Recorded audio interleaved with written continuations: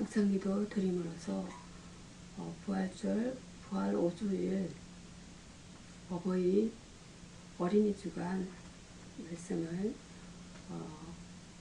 전하겠습니다. 묵상기도 드리겠습니다. 말씀이 매 순간 나의 참된 거울이 됩니다.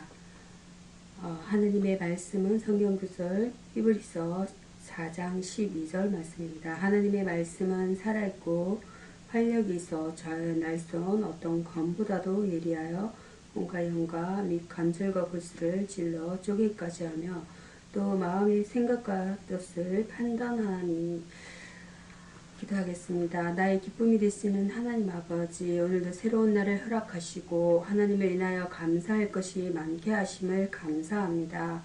충족하지 못할지라도 매일매일의 삶의 열매를 주시고 그것을 만회할 수 있는 기회를 주심에 감사합니다.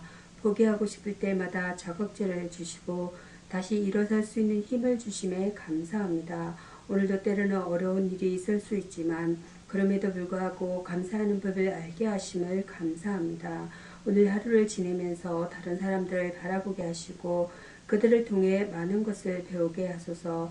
선하고 아름다운 열정의 삶을 사는 이들을 통해 닮아가게 하시고 악하고 이기적인 사람들을 만나거든 그들을 위해 기도하고 나의 모습을 돌아보게 하소서. 세상 모든 것들이 나의 삶의 거울이 되게 하시고 그 무엇보다 성경 말씀이 매 순간 나의 참된 거울이 되게 하소서. 나의 주 나의 모든 것 되시는 예수 그리스도 이름으로 기도합니다. 아멘.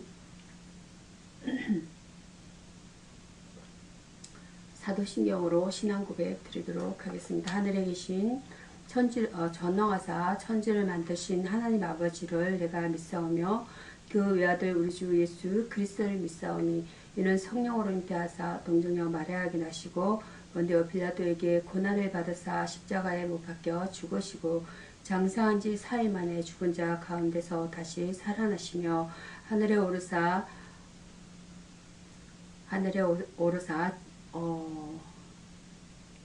전능하신 하나님 우편에 앉아 계시다가 저리로서 산자와 죽은자를 심판하러 오시리라.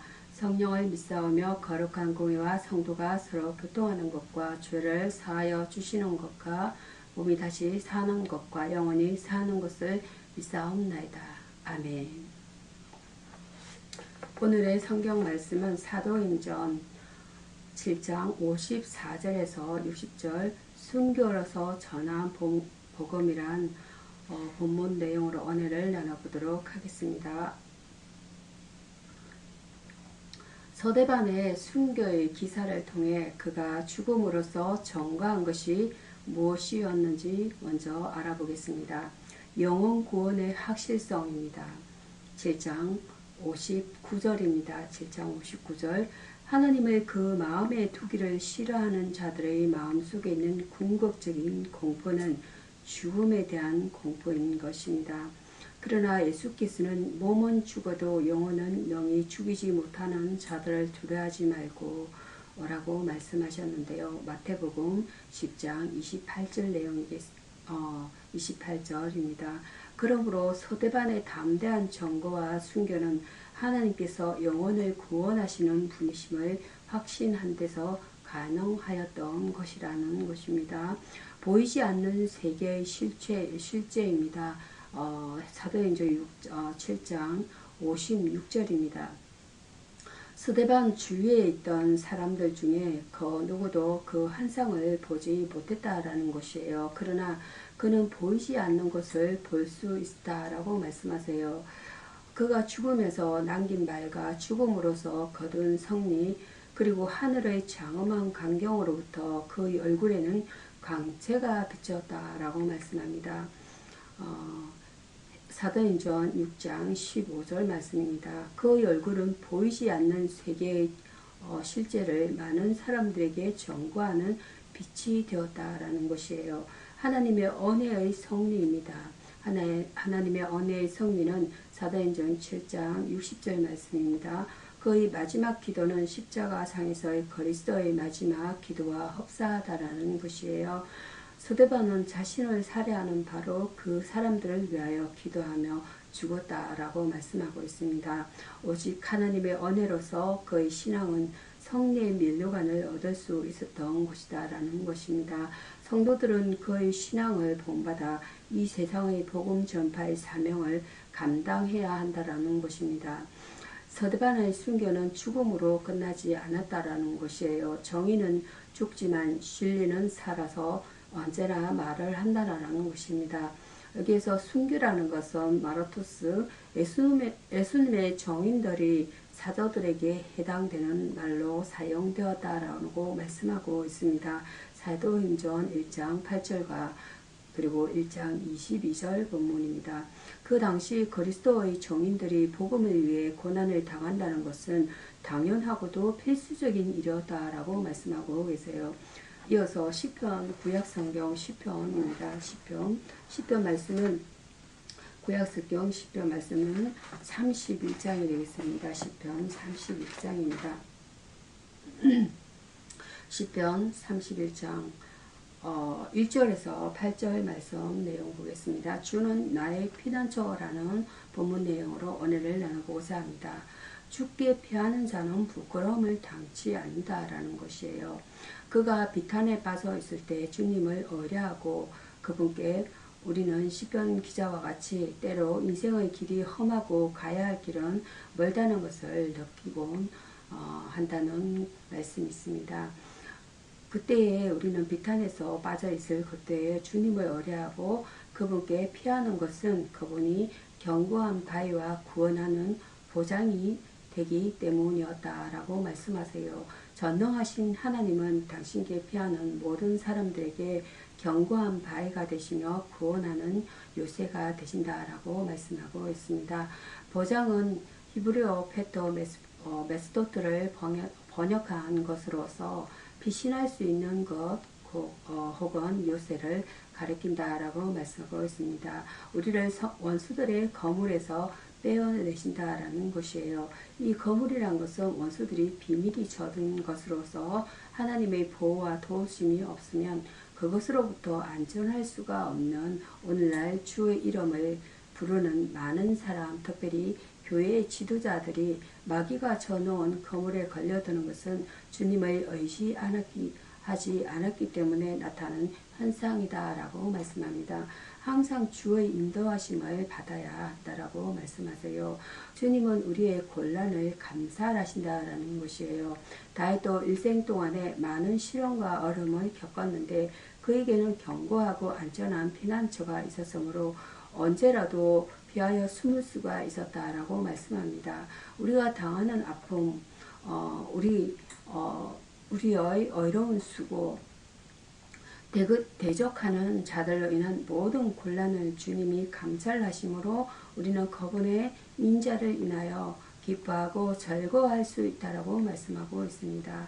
하나님의 요새는 모든 파괴력이 집중되어도 견고하다라는 것입니다. 그러므로 그분의 보호 아래에 있는 자는 안전하다라고 말씀하세요. 피난자라는 것은 마우스입니다. 고통으로부터 피난이라 보호를 받을 수 있는 곳, 피난으로 번역될 수 있는 히브리어의 주된 개념은 안전인 것이에요. 하나님은 여러분 거의 백성들의 피난처로 묘사되어 있다라고 말씀하고 있습니다. 다음은 신약성경입니다. 베드로전서 신약성경 베드로전서 2장입니다. 베드로전서 2장은 1절에서 10절 말씀은 신령한 젖설 사모하라 라는 본문 내용으로 은혜를 나누고자 합니다. 거듭난 자들도 하나님의 신령한 젖 곧 말씀을 사모함으로써 그리스도의 장성한 분량에까지 자라가야 한다라고 말씀하고 있습니다. 성장하기 위해서 우리가 피해야 할 것에 대한 내용이 되겠습니다. 개인이나 그리고 교회가 영적으로 성장하기 위해서는 먼저 버려야 할 사항, 즉 척결해야 할 사항이 있다라고 말씀하세요. 이것은 1절에서 제시되는 대로 모든 악독과 모든 계율과 외식과 시기와 모든 비방하는 말이다라는 것이에요. 성경 구절 고린도전서 5장 3절에서 5절 말씀과 그리고 13절 말씀입니다. 여기서 시기와 여기서 악독은 남을 해치려는 여러 가지 악한 마음을 가리킨다라는 것이에요. 계율이라는 것은 말은 겉으로는 선하게 보이지만 실제는 다른 사람을 속이려는 계획된 의도적인 행위를 가리키다라는 것입니다. 이런 것들을 피하지 않으면 성장할 수 없다라는 것이에요. 그리스도인들이 갈망해야 할 것들에 대한 여러 가지 내용이 되겠습니다. 이것은 2절에서 베드로가 언급한 바대로 순전하고 신령한 것이다라는 말씀입니다. 마음의 악한 시기심을 좋아하는 자들은 하늘의 신령한 양식에 대한 관심이 적을 뿐더러 거기에 대한 미각이 전혀 없다라는 것이에요. 거룩한 사랑을 가지지 못한 자들은 사랑이신 하나님의 말씀을 갈망할 수도 없다라는 것이에요. 진정한 그리스도인들은 자신을 그리스도 안에서 유익한 자로 여기며 신령한 영적 양식을 사모한다라고 말씀하세요. 그들은 그렇게 함으로써 그리스도께서 요구하시는 장성한 분량에까지 자랄 수 있는 것이다 라고 말씀하고 있습니다. 우리는 신령한 젖을 사모하여 그리스도의 장성한 분량에까지 자라야 한다라는 것이에요. 말씀이라는 것은 다바로 로고스, 성경에서 디바로 성경에서 문자 그대로 하나님으로부터 나온 하나님의 말씀인 것입니다. 또한 하나님의 율법과 말씀으로 온 우주 만물을 지으신 하나님의 창조 활동을 의미하기도 한다라고 말씀하고 있습니다. 이어서 요한복음은 14장 1절에서 6절 말씀과 14장 7절에서 15절 말씀 두 부분으로 나눠서 두 단락으로 나눠서 말씀을 전해드리도록 하겠습니다. 요한복음 14장 1절에서 6절 말씀은 생명의 위로라는 본문 내용으로 언어를 나눠보도록 합니다. 본문은 예수께서 제자들에게 주신 생명의 위로에 대한 교훈을 언급하고 있다는 것입니다. 제자들의 조심입니다. 십자가에 돌아가신다는 말에 건심하는 제자들을 바라보신 주님은 건심치 말라고 위로하신다라는 것이에요. 1절 내용입니다. 요한복음 14장 1절입니다. 제자들의 세속적인 욕망이 꺾여지게 되는 여기서 제자들의 건심은 여러 가지다라고 말씀합니다. 예수님을 이해 못하는 무시여 세속적인 욕망이 꺾여지게 되는 건심이다라는 라고 말씀하고 있습니다. 또 십자가에 대한 걱정에서 나오는 건심이요. 자기들을 버리고 어디로 가신다는 외로움에서 나오는 건심이다라는 것입니다. 주님의 위로입니다. 그러므로 주님은 내가 너희를 고아와 같이 버려두지 아니하고 라고 성경 요한복음 14장 18절 내용입니다. 저들의 심령을 위로하셨다라고 말씀하고 있습니다. 건심에 대한 해결책은 믿음이다라는 것이에요. 하나님이 믿는 그 믿음으로 예수님을 믿으라는 것입니다. 또한 예수님을 통하여 하나님을 믿으라는 것입니다. 예수님과 하나님은 하나이기에 예수님을 통하여 하나님을 믿어야 한다라는 것입니다. 주님이 가시는 길입니다. 도마가 가로되 주여 어디로 가시는지 우리가 알지 못하거늘 그 길을 어찌 알겠사옵나이까. 요한복음 14장 5절 내용입니다. 도마는 원래 의심이 많은 제자였다라고 말씀하세요. 이때 주님은 자신이 하나밖에 없는 도마는 원래 이때 주님은 자신이 하나밖에 없는 길이요 진리요 생명임을 말씀하고 계세요. 요한복음 14장 6절입니다. 예수님만이 인간이 하나님께 가는 길이요 창조주와 우주에 관한 진리일 뿐만이 아니라 진리 그 자체이시다라고 말씀하고 있습니다. 주님은 제자들의 건심을 아시고 그들에게 필요한 위로의 말씀을 주셨음을 우리도 본받아야 하겠습니다. 위로라는 것은 나음, 파라무디아 어루만져 괴로움을 잊게 함입니다. 마음을 즐겁게 하고 수고를 지사함입니다. 레코그니션 레코그니션 another soul server를 뜻합니다. 하나님은 우리를 위로하시는 위로의 하나님이시다라는 말씀이세요. 다음은 하나님의 14장 7절에서 15절 하나님의 살아계심이라는 본문 내용으로 은혜를 나눠보고자 합니다. 하나님의 보여달라는 자들에게 보이지 않는 하나님에 대한 증거에는 다음과 같은 것들이 있다라고 말씀하세요. 변정법적 증거에서 첫 번째로는 존재론적 논증이 되겠습니다. 이 존재론적 논증은 안셀럼이라는 분이 하나님이라는 개념으로부터 하나님의 실제적 존재를 증명할 수 있다고 하였다라는 것입니다. 두 번째로는 우주론적 논증입니다. 우주론적 논증에서는 철학자 토마스 아퀴나스로 대표되는 이 논증은 인과론적이라고 하는데 인과론적 현존하는 우주를 하나의 결과로 생각하고 그것의 첫 번째 원인으로서 하나님의 존재를 증명할 수 있다라고 하였습니다. 세 번째로는 목적론적 주장입니다.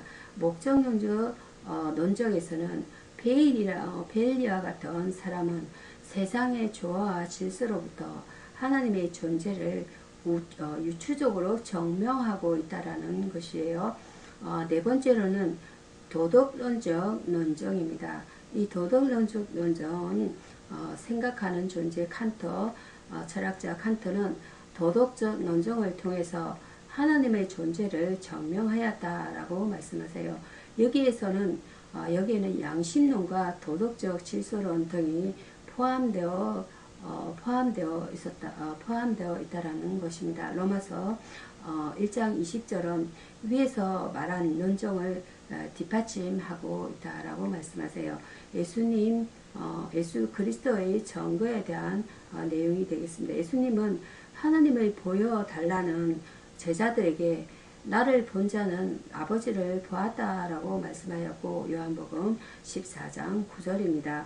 나는 아버지 안에 있고 아버지는 내 안에 계신 것을 내가 믿지 아니하느냐라고 하셨습니다. 요한복음 14절 10절 내용이 되겠습니다. 이처럼 예수께서는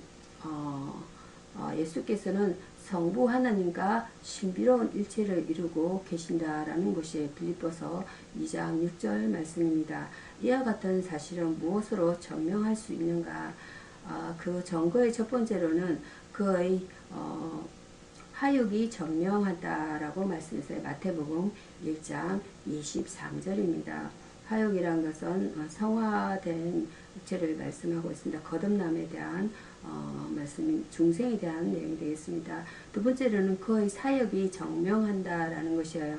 요한복음 14장 12절과 요한복음 1장 50절 그리고 마태복음 11장 1절에서 6절 말씀이 되겠습니다. 우리가 소유하는 신앙에는 객관적인 경험뿐만 아니라 주관적 경험도 중요하다라는 것입니다. 여기서 정거라는 것은 에다 그리고 마르투리아 재판 시의 정인들의 구두적 호는 문서 정언은 가장 중요한 증거 수단이 되었다라고 말씀하세요.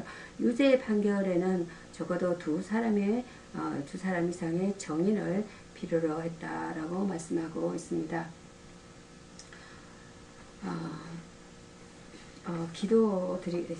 기도하겠습니다.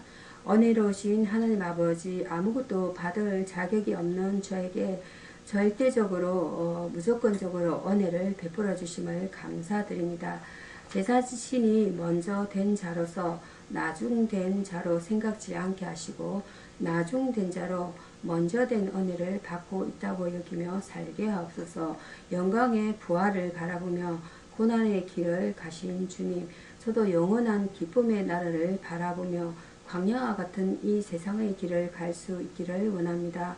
영광의 관을 꿈꾸기 전 십자가의 쏜 잔을 달게 마실 수 있는 사람이 되게 하옵소서. 주님, 지금도 저 밖에는 큰 죄악과 불순종으로 실패한 자리에 있는 자들이 너무도 많습니다. 그들 모두가 다시 일어나 하나님의 품으로 돌아올 수 있는恩寵을 베풀어 주옵소서. 정오의 도를 친히 보여주신 주님, 성도들이 모이는 곳에는 언제나 천국의 질서 체계로서 서로 섬기기를 먼저 하고 서로 종이 되기를 힘쓰게 하옵소서. 사람 위에 군림하여 다스리려고 하는 기족적 자세를 버리게 하옵소서. 예수님의 이름으로 기도드립니다. 아멘. 주기도문으로 오늘 부활 5조일 어버이 어린이 주일 말씀을 마치도록 하겠습니다. 하늘에 계신 우리 아버지여, 이름이 거룩히 여김을 받으시오며 나라에 임하옵시며 뜻이 하늘에서 이룬 것 같이 땅에서도 이루어지이다. 오늘날 우리에게 일용할 양식을 주옵시고 우리가 우리에게 죄 지은 자를 사하여 준 것 같이 우리 죄를 사하여 주옵시고 우리를 시험에 들게 하지 마옵시고 다만 악에서 구하옵소서. 대개 나라와 건세와 영광이 아버지께 영원히 있사옵나이다. 아멘. 감사합니다. 말씀을 마치겠습니다.